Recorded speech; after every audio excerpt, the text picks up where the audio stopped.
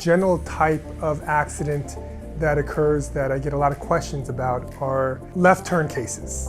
And so this is one that's dear to me because my own wife was involved in this type of accident. Both sides of the road had 3 lanes, and she was trying to make a left turn to go into a plaza.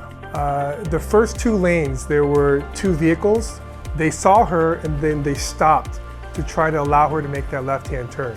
So she acknowledged it and she was making a left-hand turn, except there was a 3rd lane and there was a vehicle that was traveling at a high rate of speed that didn't see my wife's vehicle because the first 2 lanes had blocked their view and they ended up hitting her. It's called a T-bone. The question is, who's at fault? Both insurance carriers, they determined that it was my wife's fault. And the reason why is because when you are negotiating a left-hand turn, the other vehicle who has the right-of-way, who's going straight forward, does have the right-of-way. There could be something called contributory negligence where they might be partially at fault, maybe 10%, maybe 15%, maybe 20%, but the predominant at-fault party would be the one making that left-hand turn.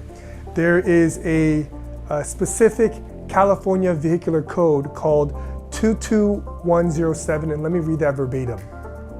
It says, no person shall turn a vehicle from a direct course or move left or right upon a roadway until such movement can be made with reasonable certainty. She, in making that left-hand turn, should have yielded to that oncoming traffic, but she didn't. And so even if that vehicle is speeding, the predominant at-fault driver is usually 95% of the time the one that's making that left-hand turn. And so people ask that question all the time, and I ask first thing, were you the one that was making the left-hand turn? And if they say yes, then I unfortunately would say more likely than not, you'd be placed at fault. And that has always been the case.